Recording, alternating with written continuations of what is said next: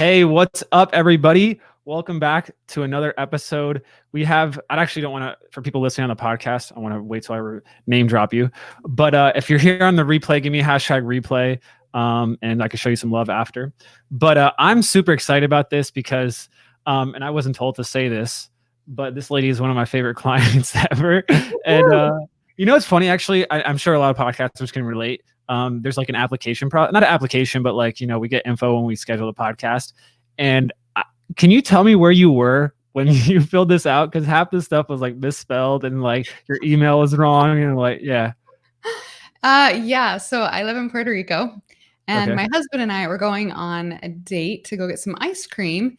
But where we live, we drive golf carts. So I'm sitting on a golf cart and there are speed bumps the size of, I don't know, like Mount Rushmore, like huge speed bumps. And so I'm trying to text and my husband's elbowing me because we're on a date and he's like, get off your phone, just joking around with me. And he's hitting these speed bumps higher, or even so fast. So I'm like, well, Daxie knows who he's dealing with. So you get what you get, Daxie. It was like beyond spell check. I was like, is this even a word? Like, no, what is going on here? It's not. Cool. So for people who don't know who Alsion is, it's crazy how so your background, you were a high school teacher. You taught junior high. What's the difference? 6th through about 9th, and then high school. Isn't that middle school? Yeah. Okay, middle school. Okay, junior, I guess. Okay. But you've also built 4 multi-million-dollar brands, and you've done this while raising a family of how much? 4 children and a really crazy dog. And a really crazy. You have one dog? What? Oh, that's all I can handle. What kind of dog is it? A schnauzer. A schnauzer. I don't even know if I can handle her. Okay. Cool. So you're essentially a serial entrepreneur. You do a lot of stuff, and you help your daughters run a big. They run 6-figure businesses as well, correct? Mm-hmm. At the present moment, they're running a 6-figure business. Well, so this is part of their journey was that they built their first 6-figure business when they were 10 and 13. And then part of the journey as their mother is to not push them. So it was my job as their mom to show them the choices that they had in this life, right? And not push them and make them hate something. So they built this business before they stepped foot into high school. Then they got into high school and are like, ooh, boys, ooh, I want to try out for band. Oh, I want to try out for swim. And so I backed off, let them experience that. And then my oldest, she just graduated. And now she's like diehard entrepreneur, is because she did do some of the things. She did go out. She worked for me for a little bit, made $60. And she's like, I make $8 an hour, Mom. I'm like, yeah, that's what happens when you work for someone else, is they tell you your salary. And she's like, but when I worked for myself, I made thousands of dollars an hour. And I'm like, yeah, that's called entrepreneurship. And so that was her big epiphany of, I want to be an entrepreneur. So now she's starting her own business, but she's about to leave on a mission for our church that we belong to. And so she's building the groundwork, and then she'll be gone for about 18 months, then come back and hit that ground running. Yeah, that's the right way to do it. That's the healthy way to do it. Like when they're young, like let them live in the moment. They probably won't have these experiences again. And don't I think of the analogy of like, the father who wasn't successful at sports. So he tries to push his son into a sport because he wants to relive vicariously through his son. Yeah. Like that analogy. Yeah. So, and then my 15-year-old right now, she's okay with entrepreneurship. Like she did it, but she's in the exploring phase right now. And it's my job to support her so that she truly can find her passion. Just you give them options, right? Just give them options. Then they'll come back. Keep your fingers crossed that they come back to entrepreneurship. Yeah. I mean, so actually I have, this is the most important question I'm going to ask you this whole entire interview. Since you are a serial entrepreneur, what is your favorite cereal? Lucky Charms. Lucky Charms. Ooh, that's, oh man. I know. If anyone else likes Lucky Charms, tell me in the chat. I will give that one a 0, but that's just me. I don't like marshmallows and like wet marshmallows. No. This conversation's over. Actually, it's weird. all about the HBOO, if you know what that is. I don't. What is that? Honey Bunches of Oats. Oh man. Remember, Daxie, you talk in like teen language a lot. And you have to You have to speed me up sometimes on what you're saying. So I also want to talk about like your life, your lifestyle, how you run a business, how you do it while being a mom as well, because I think that's a perspective a lot of people share, like those struggles. That's common. But also you have a badass podcast. Like there are people who like, and I put this in the description, like you have a legit top 100 podcast, because you can get a top 100 podcast for a week or so, right? You can like game the charts, which I'm sure like we got you to like number 3 or something pretty high. But it was 6, but that's okay. It was 6, sorry. Oh, look at that. All right. Vote yes, HBO. Let's go. Come on, no, go back to Lucky Charms. But you're a legit top 100 because you stay there. That's how I know someone's like, or that's how you know someone is getting consistent downloads, new subscribers, and growing. I think you're 56 right now. I was just checking. In entrepreneurship in the United States, that's pretty crazy. That's so fun. I just read a stat. There's like 900,000 podcasts now. Gosh, I'm going to write that down. Yes, there's a lot of, yes. And it's grown. The last month was the biggest month. I think like 50,000 new podcasts started in the US. That's crazy. That's crazy. Yes. But I have some tips and tricks on how I do it though. Okay. But I want to go over a lot. Do you want me to create a course around it and we go in together? Okay. I mean, we can start. So what is I want to know actually, what was the seed, right, that caused you to want to start a podcast? Because I know there's a lot behind your brand. Like it took a year to develop. It wasn't like, this is me launching my brand. There was a lot of momentum and probably a lot of people pushing you to it beforehand. So like, where did the seeds start? And then how has an experience been like starting the podcast so far? So the seed started with me trying to simplify, going from, there's so much chaos. There's so much noise. And especially as an entrepreneur, we're constantly being told we're not enough. You need to be on Instagram. You need to be on Pinterest. You need to be on YouTube. You need to be shiny object. Yeah. Present. Yeah. And I was trying to do YouTube. I was trying to help with my kids after school stuff and trying to grow on Instagram. And it was just so much noise. So I looked at it and I said, what is my high stressor? Like I didn't even look at the numbers. I just said, what is my high stressor? And I was like, YouTube's my high stressor. It was me creating video because I got to brush my hair. And as a mom of 4, some days you roll out of bed and you're sporting your bed head all day, right? Dax, you don't know this, but maybe one day you'll sport your bed head all day. And I'm looking at myself in the camera and that second voice is going off. Allison, your eyebrows, you drew them on a little bit crooked today. Allison, oh, there's a wrinkle. That's a brand new wrinkle, right? And so I'm trying to silence that, but trying to get this amazing message out to my people. And I was like, okay, how do I do this? How do I be in the moment with my people and not focus on the stupid stuff that nobody cares about? But because we're human, because the devil wants to bring us down with all this self-doubt and distraction and to get us to stall from getting our message out. I was like, that's it. I'm going to do away with video. I'm going to truly focus on my message. I'm going to truly focus on the words that I have to share with people that will help impact their life. Then I was looking at my life and how I consume really good information. And that was through podcasting. I can put my phone in my pocket, my earbud here. I can do laundry. I can edit pictures. I can go for a run and consume, but I couldn't on YouTube. Like YouTube was, you're running and you're like this, right? You're doing laundry and then it falls off and then you don't know where you're at. So first off was, how do I not worry about the stupid stuff that nobody cares about, right? Oh, and then I'm a mom of 4. So I got kids running around in the background being too noisy. That was a whole nother stressor to our family. When I'm like, hey, we're filming, be quiet. I got 4 kids. They don't know how to be quiet. That's not in the same sentence, right?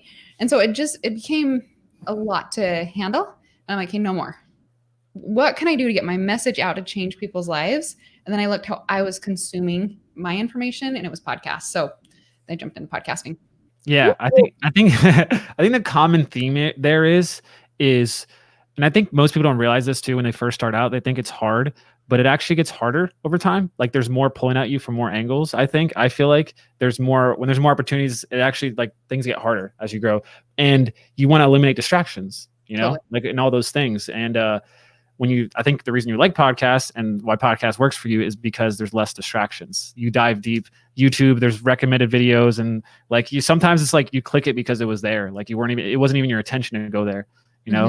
A podcast, like you're like, I want this and I'm going to binge, on this. I think there's like some people really do well on YouTube. For me and my lifestyle, it wasn't. But Daxi, I have a question for you. Yeah. What is a Facebook page that this is going live on so I can share it to my Facebook page? Oh, this is in my group. Ooh. Oh, all right. I tried. Yeah. Do I get points for that? You tried. Maybe I should put it on my Facebook page now. Now you got me thinking. Mm-hmm. Okay. So can you share with people what it's like? I mean, you have 4 different businesses that you do that. You got 4 kids. Yeah. She's raising 4 fingers for the people on the podcast who can't see your fingers. Oh, with 4 kids. Yeah. Okay. 4 businesses, 4 kids. Is 4 your lucky number then? Apparently.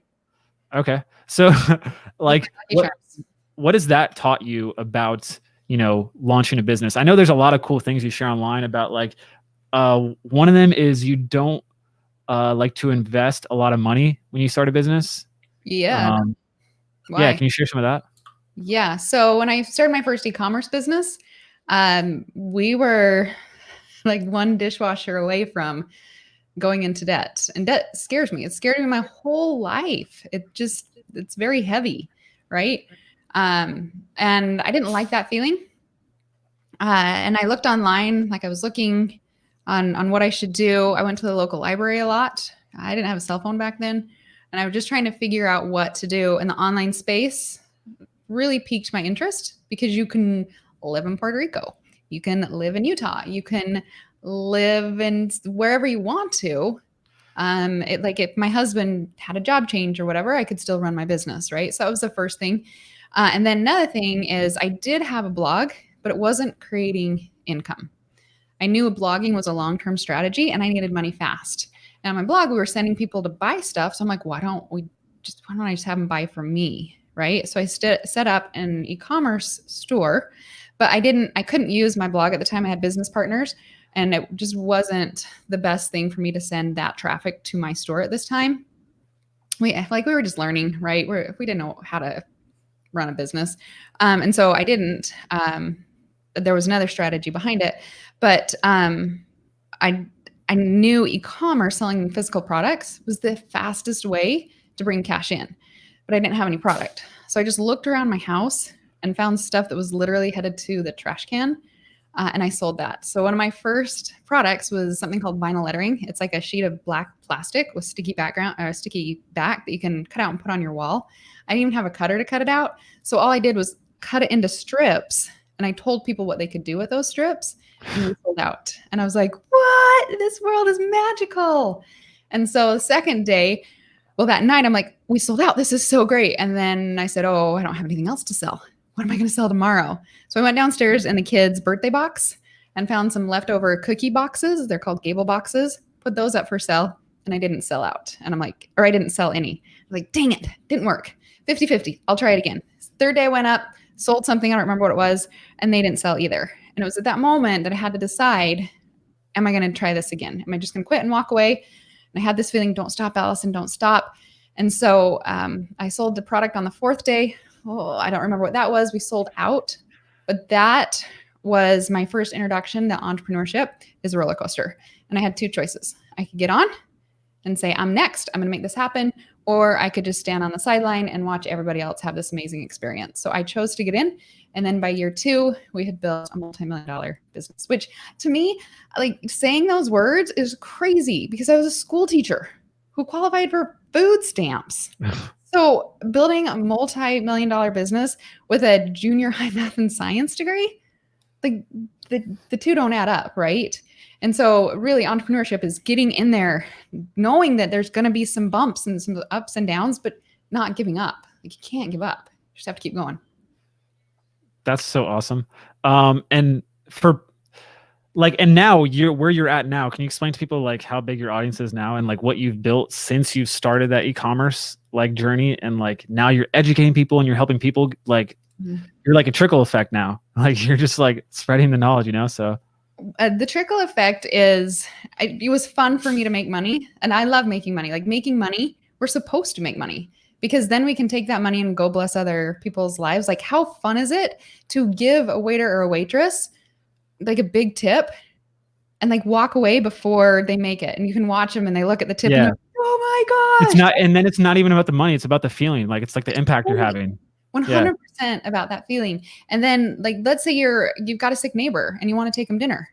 Have you seen the cost of groceries lately? Like it's our job, our moral obligation to make money so that we can bless other people's lives. And that in turn, like that's all dopamine, serotonin, all that stuff, like making us happy. So it's kind of a selfish, like it comes back to us. When we serve people, it makes us healthier, which is so cool how that works. But to be able to serve people, I mean, even driving to go to serve someone, you gotta have gas money, right? It takes money to do the things that you want to in life, to serve people. And so now I feel it's my moral obligation to show people how to make money. And that just like, it's so fun. I love that. When I get clients that are like, Alison, you just helped me to make whatever it is. Like that's the exciting moment for me. That's what keeps me going. Yeah. Someone said 100. If you guys are on live, give me #live. Ask Alison any questions you want while she's here. That was Bebe. That's her name. BEBB. Hi, Bebe. What's up? Hey, let's. So Alison lives in Puerto Rico. Let's see if her. What does that mean in Spanish? Oh, I just know how to say "Yo quiero taco." Un taco. Or "Yo quiero Chick-fil-A." They don't have Chick-fil-A here. Way to bring that up. Cool. We got some #lives. All right, cool. Everyone's showing up for now. They're all commenting now. Hello. I'm actually curious. What was that? I said, welcome to the party. Welcome to the party. You guys listening on your podcast too. If you're stuck in traffic, I'm sorry, but this should hopefully make it better. So I'm actually curious, what types of businesses, because e-commerce is broad, right? Like there's so many different things you could sell for different situations, and they could be like, because I did e-commerce too, right? Like, I don't know if I told you like my whole backstory. Yeah, I didn't tell you. Yeah, I started off on eBay, then I did Amazon arbitrage, which isn't really e-commerce. It's just buying from Home Depot and Walmart and putting it on Amazon, and then making the arbitrage. But then I did like AliExpress, like 2016, 17, where Facebook ads were super cheap and you could make money on free plus shipping products. It just stopped working, and then I got mad. It's when my chakra bracelets weren't selling anymore. But I want to know like what kind of businesses, 2020, like what kind of businesses and business models is like having some sort of e-commerce product like help and be beneficial? Because I know, like, I don't know if you consider clothing e-commerce or like all the different types. Anything physical. But here's the deal. This is what I think. When you are on someone else's platform, Amazon, eBay, Etsy, you're actually working for those companies. Yeah. They get your data, everything. Yeah. They've got the email. They've got all your sales. They've got all your traffic. They control that. And so yes, you can do that, but the real strength is in your own brand, in your own sandbox. And so building your own platform, growing your own email list, your email list is literally an ATM machine. Every time you send out an email for a new promotion, whether it's a shirt, whether it's a scrunchie, whether it's chocolate chips, I don't know, whatever you're selling, right? Here's for those that are on the podcast, I literally Is selling food considered e-commerce? A bag. Is selling food considered e-commerce? Anything physical, at least in my world, anything physical that you sell online, that you have to ship to someone. Yeah, and for people on the podcast, she just raised up a bag of what was that brand again? Chocolate chips. Okay. I needed a little chocolate today, and we didn't have any, so I busted out. And I think that's where most of your money goes towards, right? Chocolates. And if anybody judges me on my Lucky Charms or my chocolate chips, go be it. Like, so be it. I ate plenty of vegetables too. Okay. So like types of e-commerce, like things like businesses that could start e-commerce, like implementing it into like their business model or like their marketing, et cetera. Yeah. Yeah. So like podcasts, let's go. I know you have a big audience on podcast, right? And But there's like different niches too, like, so. Yeah. So the reason why I love e-commerce is because have you ever given someone a gift and it lights them up inside and it makes them feel happy? Yes. That's an addictive feeling, right? I think it's a person. Isn't that like in the love language? Like some people have that more. Some people actually don't, like they don't care about gifts, but most people do. Yeah. Yeah. But if you bring someone a bag of chocolate chip cookies when they want it, they're gonna be like, you're the best person ever. Right. And so selling physical products it can help people feel really good. And so you are facilitating that amazing feeling for other people. And so what I do is I teach people how to build their own sandbox, brand their own sandbox. So they're in control. So let's say they want to have a sale one day. They can. Let's say they want to team up with someone. They can. What if let's say it's the middle of July and you want to earn some money to go on vacation. You can have a promotion, right? On Amazon, you work for them. You literally work for them. They change it. If they wake up one day and they're like, you know what? I don't like what you sell. Shut it down. They will. And then it takes you 3 weeks to a month to get any answers back. Yeah. How do I know? Happened to us. We couldn't figure out. We still have not been able to get that store open. And so putting all your baskets in the Amazon, eBay, Etsy, other people's stores is risky. So build on your own platform. And yes, those can be additional streams of revenue. But if one goes down, it's not going to kill you. You still have another. I remember too, like you're a slave to the algorithm. Like totally. You can't do paid traffic to these platforms unless it's paid traffic on there to make margins, Yeah. Okay. So I'm curious, have you ever, is podcasting and e-commerce like a direct connection to you, or is this more because your audience, you're educating to them? Well, I think podcasting is a lot of storytelling, right? Yeah. So if you're selling t-shirts and you want to create a podcast around it, you could. You sell the journey. Yeah. So like this shirt that I'm wearing right now, it says because I can on it. I sell this to my audience and I don't go out there and say, hey guys, buy this t-shirt. It says because I can on it, rah, rah, right?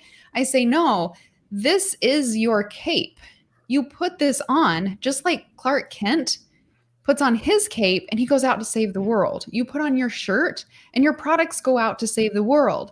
And then I'll have some people say, Alison, I just sell earrings. I don't save the world. And I'm like, what if those earrings are going to a brand new mom who feels so frumpy? She just had a baby. She's wearing big clothes because that's what happens after you have a baby. Don't believe the things on Instagram. They get back in their own jeans.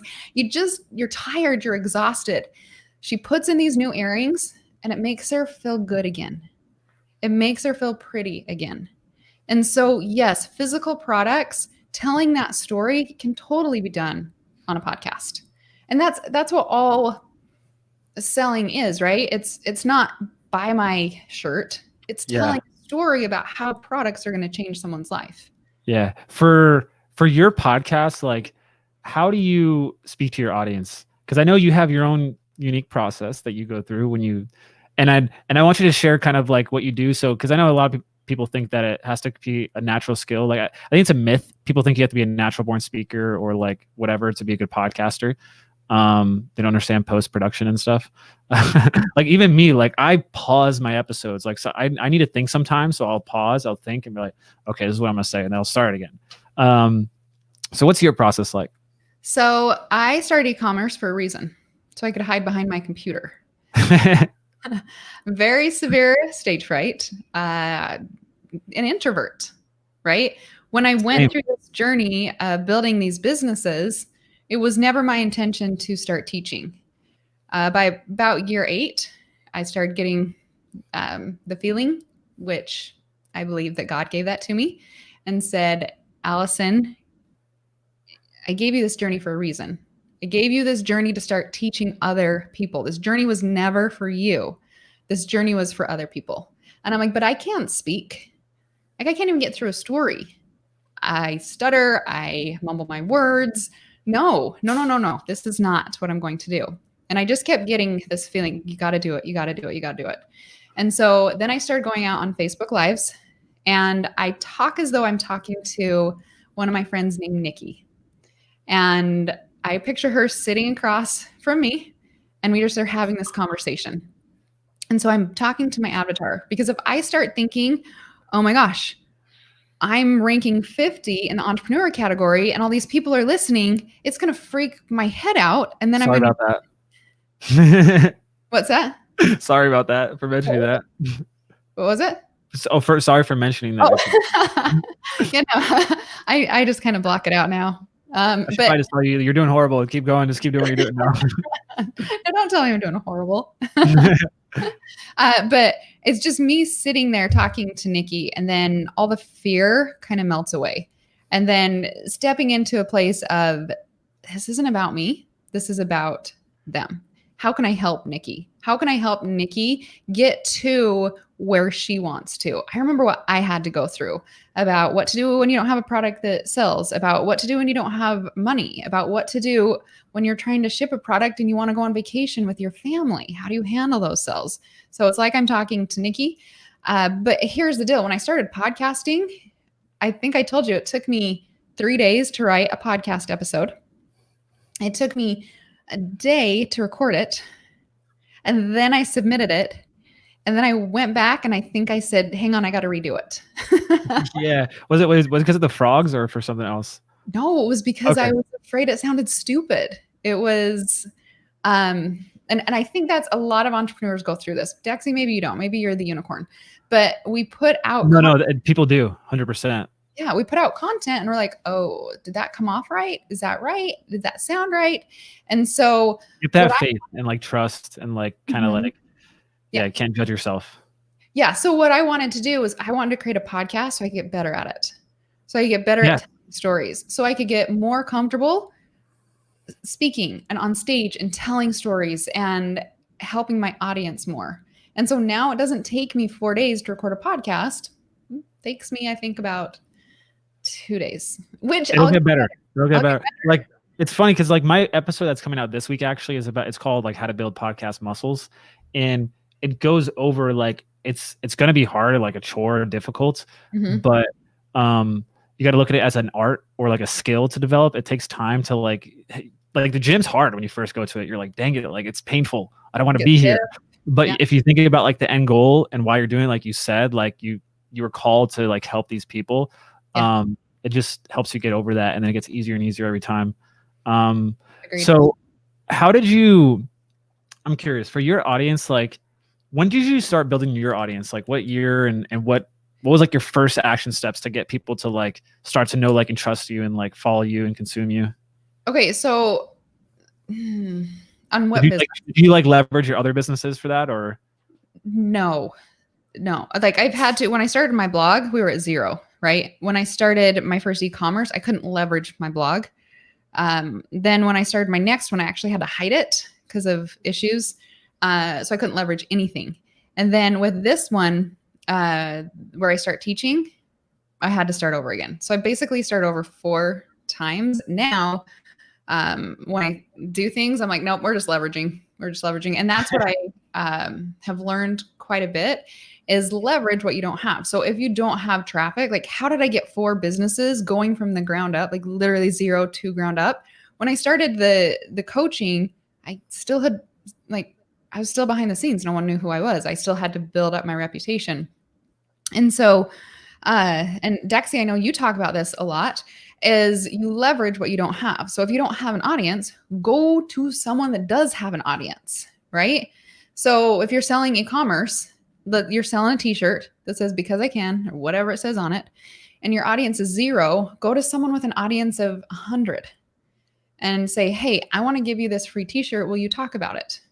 They're like, sweet, a free t-shirt, right? And then maybe you get 20 followers. Woohoo. And then you do the next and the next and the next, right? And then eventually you can start paying these people who are talking about you and give a commission split and say, hey, sell this t-shirt and I'll give you 10% of sales. They're making money. They're happy. Their customers are getting an amazing product. They're happy. And you, the business owner, you're growing. You make money. It literally is a 3-way win. And that's how you grow your businesses, is what we learned in kindergarten. Work with other people. Work with other people. You don't have to go out there and buy oodles and oodles of Facebook ads. Mark Zuckerberg has plenty of money. It's working with Daxie, how can I help you? Like earlier, I'm like, hey, can I put this on Facebook and share? And you're like, well, no, but I would love it, but yeah. When the podcast comes out, then I'll stick it on my Facebook page, right? Because I'm sure I have people in my audience that are interested in podcasting. And so by working together, what we learned in kindergarten, even preschool, about working together still runs true today. That's why I love sports, like team sports. I don't know anybody who's doing stuff by themselves, you know? That's a hard way. That's a hard way. So, this is slipping my mind. I had a really good question to piggyback off on that. Oh, when was that? Like, when did you have that like realization that like, aha, like, wow, people are actually looking to me for knowledge and for advice? Like, when did you realize like, all right, this is like serious, like you speaking to an audience and like taking that seriously? Even if it's like writing or anything. In podcast land? In your land. Like, so just communicating to people who look to you for advice when it comes to e-commerce and stuff. I think the first thing was I didn't know what I had.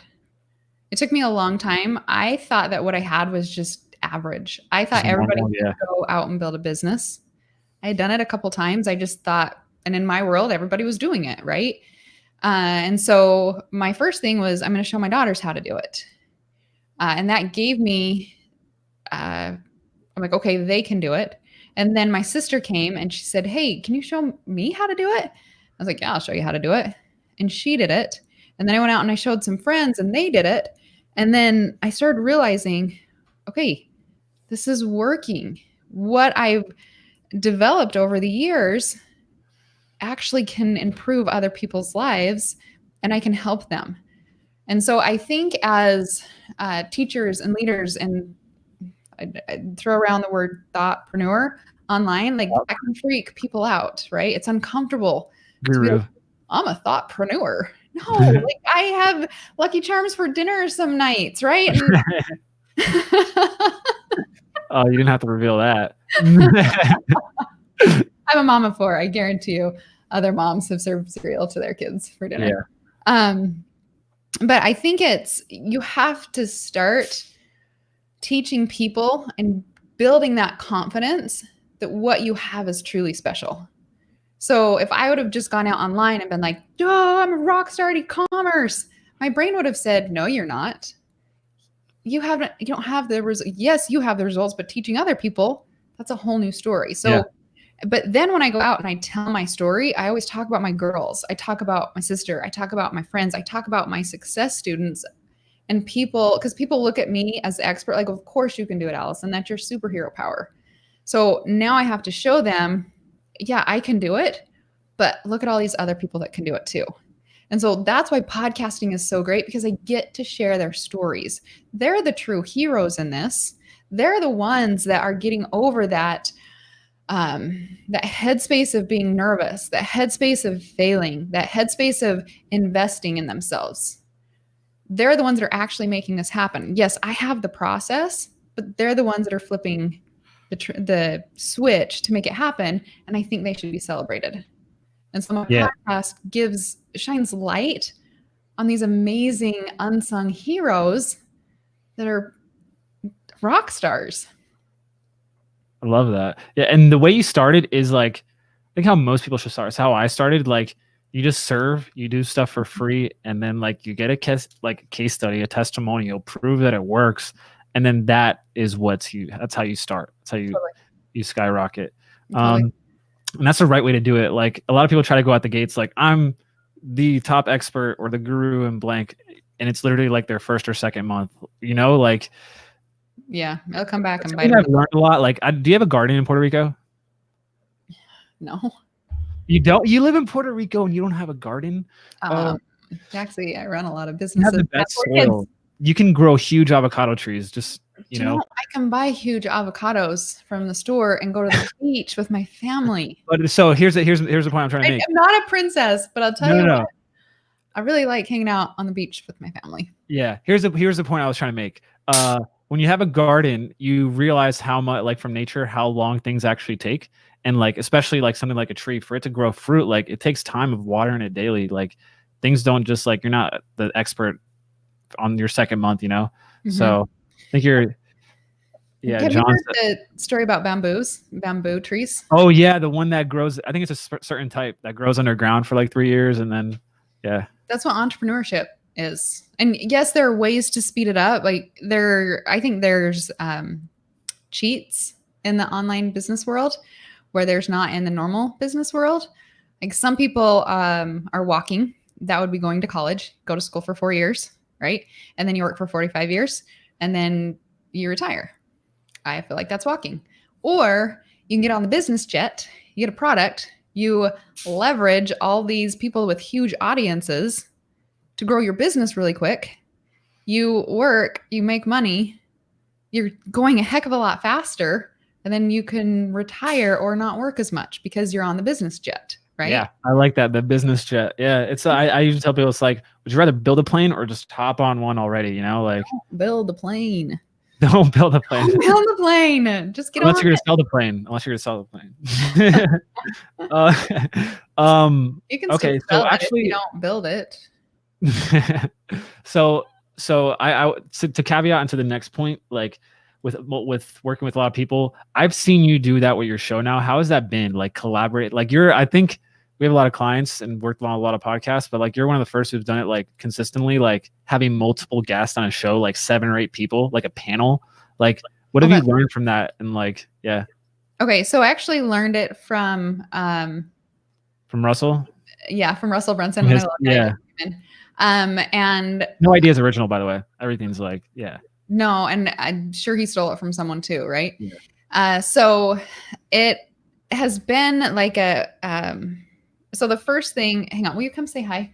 I'm sorry. He's distracting me a little bit. He's hey, what's your name, man? Lucas. Lucas, how's it going? Good. How are you? How old are you, Lucas? 10, turning 11 in 11 days. 11 days. Boom. Cool. Okay. I love you. Okay, love you. I shut the door. Then they just come through. Sorry. I love you, buddy. Mother of 4. This is why I built a business around my lifestyle.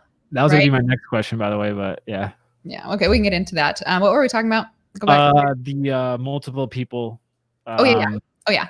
So I thought, how cool would it be if I could bring in 8 of my top students and talk about the one thing that helped them to get on their business jet.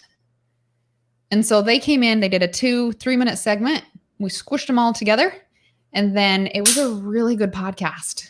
And then guess what? 7 people are talking about my podcast. 7, 8 people are talking about my podcast. Another thing is I talk a lot about working with influencers, right? Speeding up the jet of your business. So I got 7 influencers and I said, what can businesses do so that you can work with them? Like what from the horse's mouth, right? Yeah. So I put 7 of them together and shot that out. Now, the influencers, I think only a couple of them shared. It's because I didn't have the right process set up of letting them know the information and their quotes and stuff like that. So that was something that I learned. The influencers was the first one. But my students, they all shared it. And of course they're going to share. Like they're the rock stars. They're the true heroes of this. I'm elevating my world because they should be.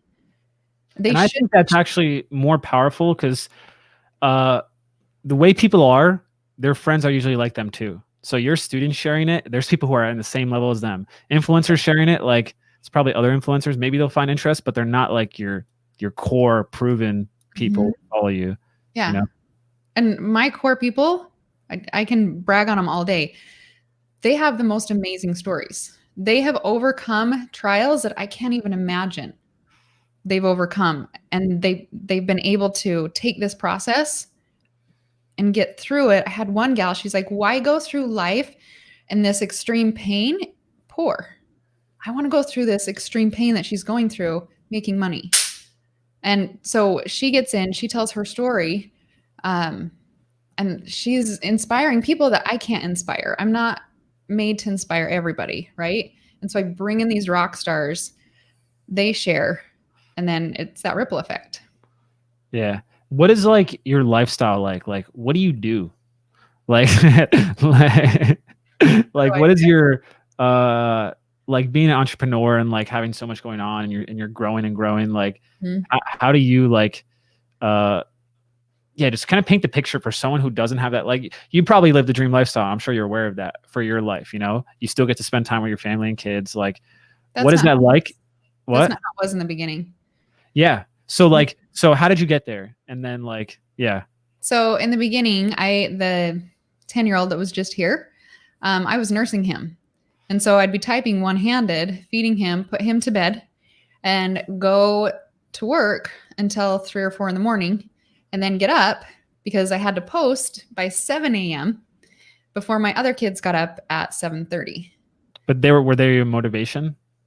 I put my schedule around them.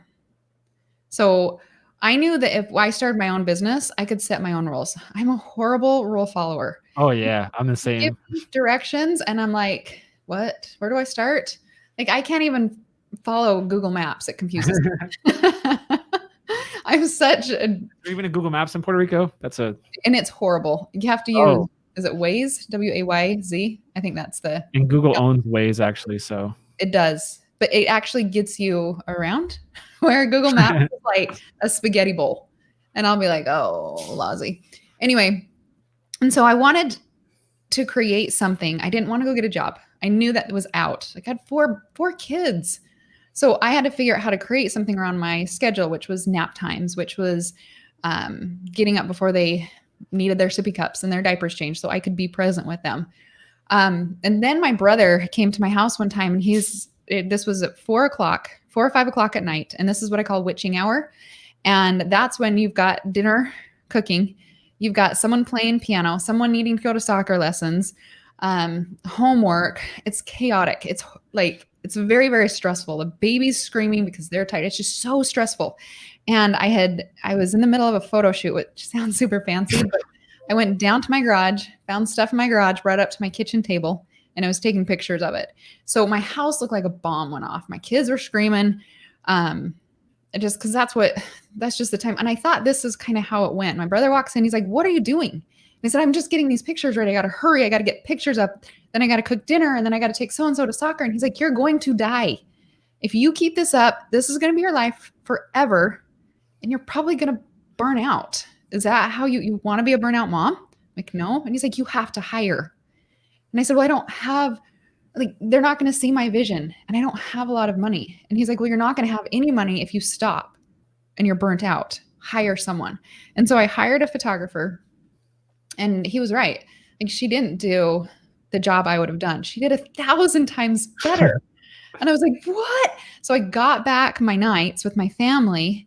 And then it was that moment when I realized that hiring someone to reduce my stress and anxiety and the chaos gave my brain, it opened up my brain to be able to do the things that made money, the marketing, the serving, the storytelling. Your superpower. Yeah. Yeah. And so many of us are like, I've got to do everything because I know the vision. I've got to do everything because of this or that or that. And I think that's another lie that we're being told or that we make up so that we won't grow. Like hiring you and Ryan to come in and do the podcast. Yeah, I look at it and sometimes I'm like, I don't know if I would have done it. Okay. I just go for it because you getting it done is moving me way faster than if I sat down and tried to edit, right? Yeah. I'd be overanalyzing, overthinking. You guys do such a great job with it, and you let me run. So I record a podcast, give it to you guys, and then what do? I get to go sit on the beach with my family, right? And isn't that what we're trying to do anyways? We try to grow our businesses so we get our time back to be with our family. Yeah. I call it trying to fire yourself from your business. Yeah. That's what we're trying to do. Trying to get more people to in roles where they can, I think that's what CEOs do. Most big CEOs, they're not in the business. They're over it. They're hovering. They're the contractors. Yes. Mm-hmm. I think That's my brother taught me that. He was like, you go out there and you learn the electrical, you learn the framing, you learn the concrete. That's going to take you a long time. You are the CEO, you are the contractor. You go find the photographer. You go find this person, you go find that person. And when you do that, you're going to be able to grow so much faster. And we did. And yes, the pie slice might have been smaller, but the pie was so much bigger that I made way more. And yeah. But it's sometimes not even only about the pie. It's like what you're doing, like what you value, right? Mhm. Like you get to have the time, which is like non-refundable, Amen. dollars you can always make again, Amen. I call them non-refundable minutes, Yeah. Yeah. That's why I didn't kick my kid out right away. That's why I did. So we'll wrap up here soon, but I'm curious, like so you come from the education space, you were a teacher. Mhm. How have your views on education changed? And then how are you educating your kids? Like how do you go about that? So education is essential. Yes, Absolutely. always. Yeah. Essential. Knowledge is power. But where you're learning it from now has changed. My 4-year degree qualified me for food stamps, right? Most people. Yeah, I made $28,000 my first year teaching. Woohoo! I didn't know there was taxes that would take out a big chunk of those, right? So we were living poverty level. That was very frustrating because I had been told that college was the way to go. Then in my entrepreneur journey, when I started my first e-commerce store, within a year, I'd matched my husband's salary. Within a year. And he was a practicing physical therapist at the time. Sorry, that's so annoying. I don't know how to. Okay, we do post-production too.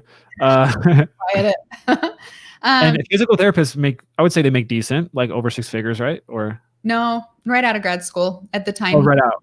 Okay, yeah, you're usually working at a practice. But it was still good money. Yeah. And so by a year, I was like, oh my gosh, I did this with no debt, with not having to have student loan debt, not a 4-year degree. I did this in a year, right?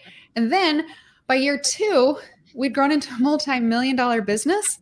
And I was like, how many years would that take me as a school teacher?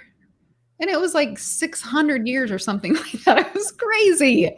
And so I've just learned the power of finding someone that is doing what you're doing, but just 10 years down the road and getting the success, or 5 years down the road, getting the success, and making sure they've taught. Like, you don't want to just go ask someone who's been successful, hey, will you teach me? Because we know the math teachers that were so good at math that they couldn't even teach, right? We have to find those people who've gone down the road that have been able to teach and gotten other people's success. They're able to get out of their heads and get the process to you.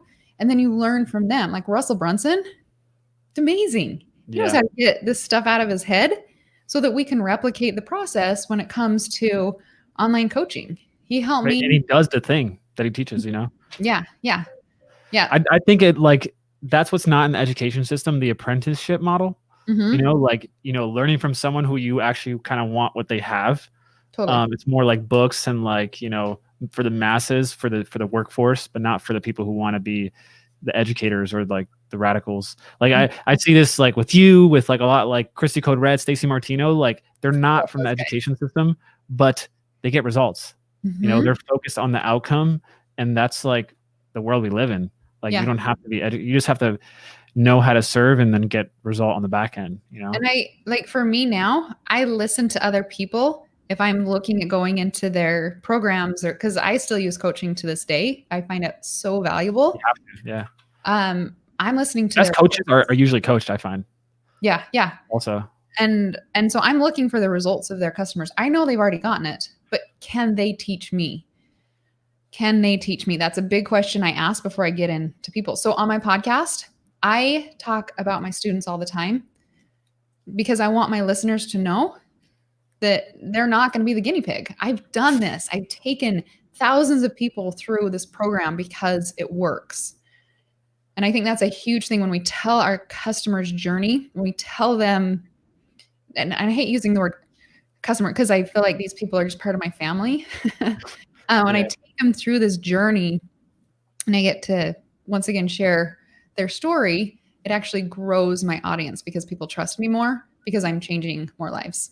Yeah. It's your tribe, and It's my yeah. family. So I have some, was there anything you want to cover, by the way, that you think I missed? I have some rapid fire stuff I want to go through.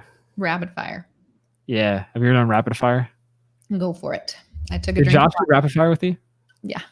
Okay. Damn it. Some of these questions might be the They'll same. be fine. Because some of them I was like, I don't know. And I've had time to think about it. Yeah. Because I gave him that idea. So, Josh. all right. I feel like this question we already know the answer to. But who's your biggest mentor, and what's the number one thing he taught you? Oh, this is easy. My grandpa. Oh, okay. That's what Josh's response was too. So my grandpa passed away at 96. And he basically was my dad. He stepped in and he taught me some of the greatest lessons. And the number one lesson is it's all about people. It's all about people. Love them. It's not about being popular or about so much. It's about really diving deep with people and letting them know you care. He was married to my grandma. They were married for 76 years. No, 74. Sorry, 74. And they would still pinch each other's butts, hold each other's hands. They really taught me what love was. And so by knowing how to take care of people, by making family first, this is why I've crafted this business, because I bring my family in. We're doing a conference in 3 weeks. And guess who's going to be there? I've got my husband on stage. I've got my daughter on stage. I've got my boys. They're doing what we call an audience drop. So instead of putting stuff in swag bags, we actually do, how Ellen on her show, when she gives something away, the staff members come into the audience and deliver the products. You ever seen that? I don't, but now I do. Okay. Yeah. So my little boys, they've gotten some of their friends and they're going to be audience rushing the products that we're giving them. And it's some of my favorite things, like my favorite protein bar and my favorite drink and my favorite cookie. Do you not consider the t-shirt gun just like pow, pow, pow? Our MCs are doing that. But I've crafted my business to where they can help. And then my little guys, last year was our first event. They're like, Mom, this is so cool. Now I see what you do. Like they just didn't quite understand the concept because they were so little. And now they're like, Mom, we hope you do this every single year for the rest of your life.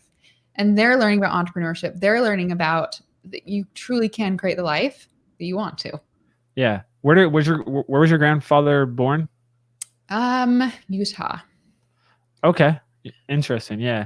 I feel like little city in Utah. Yeah, because that immigrants, I realize, do have that, like, similar to your grandfather. It's because I guess it has to do with cultures, but that's interesting. Okay, because my grandfather's like that too, still alive, like in his 90s, just like spring chicken, like still wakes up early, like crazy. Seriously, I wish I could bottle that up. Yeah, it's crazy how much changes in a generation too. When you think about it. What is your spirit animal? Oh, I didn't get that one. Oh, hey. I don't know. What comes to mind? Is it something that flies, that walks, that what? I struggle with animals. I know. I'm going to get a lot of backlash. I do. Like. All right. So let's at least narrow it down to this. Does it swim? Does it walk? Or does it fly? Let's go fly. It flies. Okay. That's what I feel like you're a flying spirit animal. So I know some people are going to be like, what? No, there's not a lot of things that fly. So yeah. Unless you want to be a fly, which is not a fly is not considered an animal. Or no, definitely not mosquito. I already heard like 10 of them zap in the background. Oh yeah, we're in Puerto Rico. That's what the snapping sounds are. Sorry. What is something that you used to believe 3 to 5 years ago that you no longer believe today? That college was the answer. That I could figure out how to do it on my own. That I'm not in my own world, that there's other people that understand what I'm doing, and that leaning on them, asking them questions, helps me to accomplish my goals more. And here's another one: investing in coaches. I didn't know there was even a thing. Masterminds, like I'm sure that was big for you, being in Russell's mastermind. Totally, that was my first mastermind I'd ever been in. Yeah. Oh, actually, we didn't cover this. Well, we can cover this quickly. You were just at a crazy mastermind with that Brennan Bouchard threw. with like people like Jay Shetty, Lewis Howes was there, Dean Graziosi, Russell, like Jenna Kutcher. Like, can you boil that down into like 1 or 2 minutes? What that was like? Yeah, absolutely. I stepped on Jay Shetty's foot. I will take. Was that intentional or totally accident? But he remembered me. So step on. Did you say ow? No. Did you say ow? I'm so sorry. We were going in for a selfie and I stepped on his foot. Okay. Anyway, so we laughed. And so step on people's feet when you're taking a selfie and they'll remember you. That's one thing. Ninja tricks. But really, it was what I learned with those people is they truly do care about people. And I'm so grateful that some of the biggest names in the industry have their hearts. I mean, we've seen people that have a lot of fame and a lot of success, and it's scary what they do with it, right? But everybody that I was sitting around with that table was all about how can we serve? How can we give back? How can we do better? How can we get our message out? How can we change lives? And that was so humbling to know that there's those huge powerhouses truly do care about the future, truly do care about their following. And it's not just a show. Yeah. And it speaks that like they're not doing it in their bubble. Like they're trying to get around other people like that too, to amplify it. Mm-hmm. So what is something interesting about you that most people don't know? These are good questions. I feel like you should have prepped me before, but then they wouldn't be. These are rapid fire. You gotta pow pow. A lot of people don't know that I sleep really well. They think that I work a lot. In the beginning of the years, I did, but the last probably 3 years, I have truly made it a priority to sleep and to take naps. Is it because that thing we were talking about with the caffeine? Does that help? Not having caffeine after 2? I used to not have caffeine. I'm just going into an event in a couple of weeks, and so I'm trying to prepare. And so I try not to have a ton of caffeine. Yeah, I'm the same. Like I'm speaking at my first this weekend Podfest, like kind of bigger. Yeah, there's 2,000 people there. All right, so I'm driving tomorrow and just creating these slides. Like probably spent hundreds of hours thinking about it, but right, overthinking, reanalyzing. So anybody that's listening to this podcast, know that when you're reanalyzing your stuff, no, everybody does it. Every single, like that's just normal, just part of the process. Number 1 book of all time. Essentialism. Oh, that's a new one. I've never heard of that. Greg McKeown. It is phenomenal. Changed my life. Changed my life to thinking that I don't have to do it all. Changed my life and thinking. You read it. I just need to focus on the one thing and stop being the serial entrepreneur. The pursuit of less. Yeah, I feel like I resonate with that. I always try to like simplify things and not. Mm-hmm. Yeah. Because I feel like that's when compound interest comes in play. Because like compound interest has to be the same thing. Interested. If you're always diverting attention, then that's good. Yeah, right. I'm just like, I might quote you at my event. Oh, boom. That's fun. That's good. Well, let's see how I do at this event first. Come on. I know I'm excited. Like I want to blow everyone's mind. Most people in the podcast space literally just talk about what microphone to get and how to upload your audio. Like they don't know anything about marketing or making. They think making money is getting a sponsor. So no. Yeah, and I'm like, you are the sponsor. Stop trying to sell ad slots. Like you give away your equity. You know, I made money from my podcast. We see people come in jumping in. Yeah, and like your call to action that's in your intro for your bundle, right? Mm-hmm. What's the opt-in rate for that? 65%. Okay, so and most people don't have a call to action in their intro, you know? We have a call to action in our intro and our outro. And the outro. Mm-hmm. And I'm sure you mention it probably sometimes in the episode. Yeah, I talk about how I've got successful students and that creates, she teaches something. Oh, she's got students. Oh, they're getting results. Oh, I should probably sign up for this. There you go. Boom. Okay, cool. We'll wrap up there. Appreciate you being on. If you guys thought it was valuable, give me a #value below. We got some people saying awesome. People appreciating it. where can people follow you? What's the first thing people could do if they want to like learn more about what you do, what you teach? So you can actually go to AlisonJPrince.com/gift, GIFT, and you can find 16 items that may surprise you that I sold that were considered trash that helped me to get to my first million. Boom. So you can start from anywhere pretty much. Yeah. Mm-hmm. Yeah. You don't have to have a lot of money. Cool. Thanks, Jared. Cool. All right. I'm going to end the broadcast and thanks for watching, guys. Peace out. Adios.